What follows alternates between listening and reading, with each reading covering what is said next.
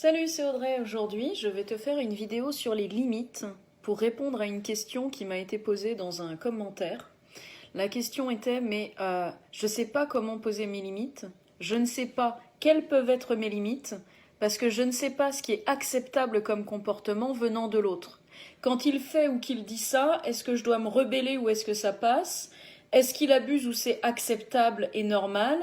Pour moi, c'est dur de poser ma limite entre j'en fais trop et je me laisse marcher dessus, surtout avec les mécanismes de suradaptation, de la dépendance affective, comment est-ce que je dois régler le curseur?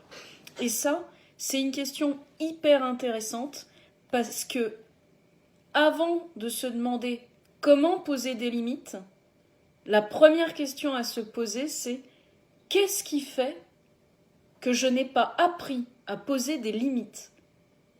Et ça peut être parce que chez vous, la suradaptation, ça a été une protection de survie. Ça a été votre mode adaptatif de survie. Par exemple, on retrouve, quand on va vraiment creuser profondément, au premier figement de l'enfant, au avec un X, premier avec un S, parce qu'un seul a priori ne suffira pas, mais au premier figement de l'enfant au pluriel, on va trouver des mécanismes où l'enfant, qui va être en figement, donc en dorsal, donc en je suis en danger extrêmement dangereux, oui, un danger extrêmement dangereux, désolé, mais je suis dans un danger tel que je me fige. Par exemple, qu'est-ce que ça peut être le figement? Un enfant qui, par exemple, va beaucoup pleurer pour X, Y ou Z raison, et les parents à l'époque ne venaient pas le voir parce que on leur avait enseigné, comme il a été enseigné aux parents pendant longtemps, les enfants font des caprices, faut les laisser pleurer. Qu'est-ce qui se passe dans le système nerveux du bébé? Au départ, le bébé, dans son système nerveux, va donc s'exprimer. Il va laisser sortir. Il va pleurer, il va crier. Il va crier de plus en plus si on ne vient pas. Et à un moment, il va se taire. C'est pas qu'il a fini son caprice. C'est qu'en réalité, l'enfant a un stimulus. Lui, il n'est pas encore dans la phase verbale, il sait même pas ce qu'il a. Il y a stimulus, douleur. Ça passe donc dans son cortex insulaire qui lui dit « là, il y a un truc dans ton corps, ça serre ». L'enfant va beugler. Sauf qu'à ce moment-là, oh là là, les enfants, faut pas leur passer tous leurs caprices, alors que maintenant on sait que ce ne sont pas des caprices, et donc on va le laisser pleurer. L'enfant, une fois, deux fois, 10 fois, va engrammer mode adaptatif de survie. Mes besoins ne seront pas satisfaits et nul besoin d'exprimer mes besoins, puisque peut-être en plus, à un moment, je me fais maltraiter, crier dessus. Et ça donne quoi? Ça donne un enfant qui, un jour, va pouvoir dire des choses comme « Ah, moi, je suis pas à la hauteur » ou « Non, mais moi, j'ai du mal, je pense que je mérite pas ». Et ça peut venir de quoi? Des figements primaires au moment préverbal, parce qu'il y a une mémoire du corps à ce niveau-là de figement. Donc, quand on dit « Oui, si tu poses pas tes limites et que tu t'affirmes pas, c'est qu'en fait tu le veux pas vraiment et que tu veux rester une victime de l'autre. » Non, non. Quand un enfant a appris que s'exprimer et a appris vraiment au moment préverbal que s'exprimer, exprimer ses besoins égale danger de mort, forcément, poser des limites, ça va être enregistré par le corps comme un danger. Parce que ce bébé-là, qui a fini par se figer. Quand il va grandir, il a déjà engrammé que pour sa sécurité, et ça en plus c'est vraiment corporellement, puisque quand on est en préverbal, on va avoir une mémoire du corps qui va générer une émotion, mais qui ne va pas encore générer de pensée construite, puisqu'il ne peut pas y avoir de pensée construite tant qu'il n'y a pas de langage. Il va y avoir des ressentis. Certainement déjà qu'il vous est arrivé d'avoir des ressentis extrêmement violents sans avoir de mots à mettre dessus. Résurgence d'une mémoire corporelle, donc vous avez la sensation et peut-être une émotion, mais vous avez juste quelque chose d'extrêmement violent sans forcément de penser dessus.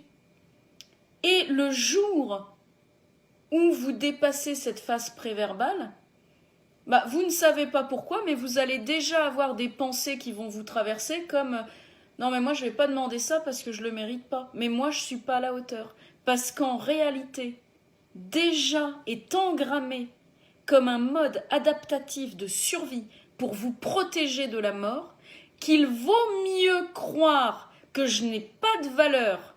Parce que si je crois que j'ai pas de valeur, j'ai pas besoin de faire respecter mes besoins, et dans ce cas-là, je reste en vie.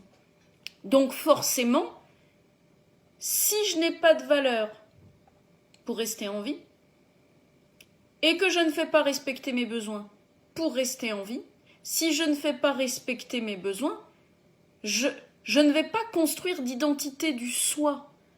Je ne vais pas habiter à l'intérieur de moi. Ce sera comme si, moi, mon intérieur, c'est une maison, mais que je vais habiter dans la niche du chien. Pourquoi ? Parce que mes modes adaptatifs de survie, ça va être de m'adapter à l'autre. Il va être nécessaire dans le système nerveux de l'enfant de s'adapter à l'autre pour survivre. Et vous arrivez donc avec des personnes qui se disent « Mais quand même, c'est pas possible, je suis adulte, j'ai du mal à poser mes limites, je comprends pas. » En réalité, ton système nerveux te protège et donc est responsable de ton impossibilité à poser des limites. Parce que il y a un danger pour toi, donc danger dorsal, figement, si jamais tu posais des limites. Et donc ce qui va se passer, comment je fais pour sortir du figement ? Là, je passe en sympathique fuyant, c'est-à-dire je vais me suradapter, je vais capter tout ce dont j'ai l'impression qu'a besoin mon entourage pour pouvoir survivre.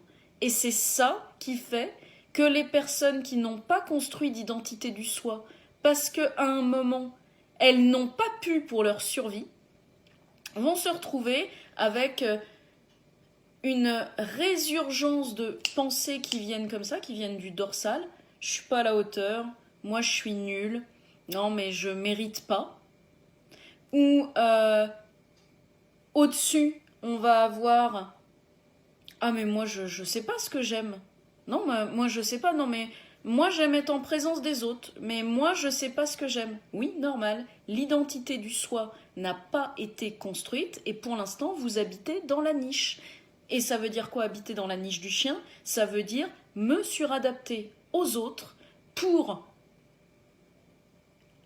en vertu de l'application de mon mode adaptatif de survie, survivre, tout simplement.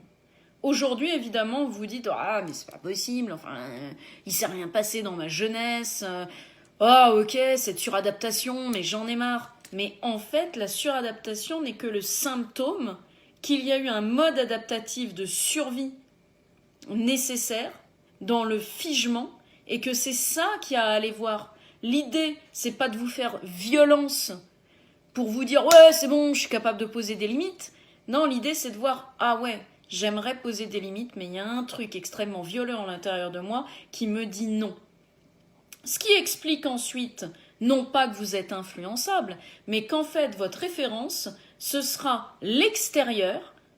Vous allez aller chercher des règles extérieures, comme quand vous demandez à votre thérapeute ou à votre coach y a quoi d'acceptable comme comportement? C'est quoi qui est acceptable et qui est pas acceptable? Comment je sais que l'autre abuse? Ben, en fait, vous allez chercher des principes, des valeurs, des règles extérieures immuables pour assurer votre sécurité. Parce que la sécurité intérieure n'ayant pas été construite, vous allez aller chercher par l'apport de règles extérieures, ça on fait comme ça on fait pas, ça y a le droit, ça y a pas le droit. Parce que un jour vous avez engrammé que poser vos propres limites, que exprimer vos propres besoins égale danger. Vous avez pu engrammer des choses comme si je n'obéis pas, je vais être abandonné.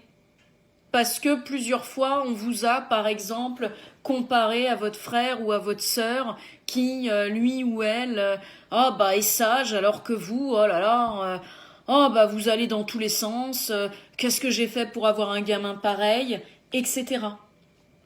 Donc, si à l'intérieur est engrammée une mémoire du corps qui génère une émotion et qui génère une croyance qui est du genre je vais être abandonné si je suis pas sage et si je reste pas à ma place, comment voulez-vous poser des limites avec ça quand vous vous dites être sage et rester à sa place, c'est se suradapter à l'autre.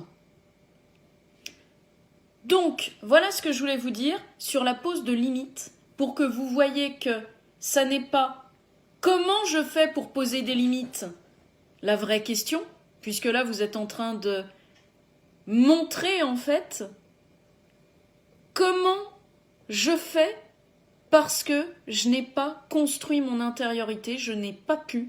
Et donc la question de toi extérieur, dis-moi ce que j'ai le droit et ce que j'ai pas le droit de faire et dis-moi ce que j'ai le droit ou pas le droit de ressentir, ça veut simplement dire je n'ai pas pu pour ma sécurité exprimer mes besoins et ressentir ce que je ressentais, j'ai dû me demander si j'avais le droit de le ressentir ou pas.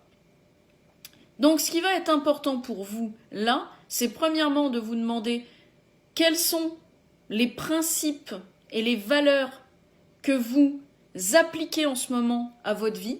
Moi j'aime ça, moi je veux vivre ça, non j'aime pas ça. Et regardez si vous les avez récupérés de l'extérieur ou si c'est des choses qui viennent véritablement de vous.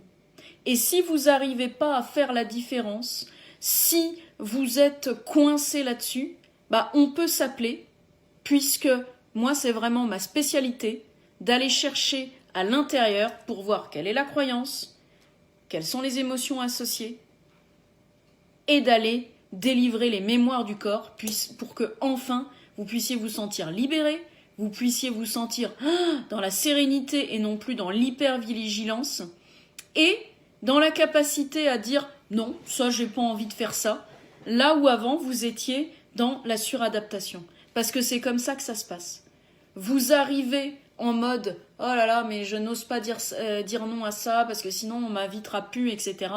Et vous développez au fur et à mesure, à votre rythme, sans vous brutaliser, surtout pas, vous allez développer votre capacité à déterminer ce que vous voulez vivre et à dire non, ça j'ai pas envie, sans que vienne immédiatement la mémoire que vous aviez de si t'as pas le choix parce que sinon tu vas mourir.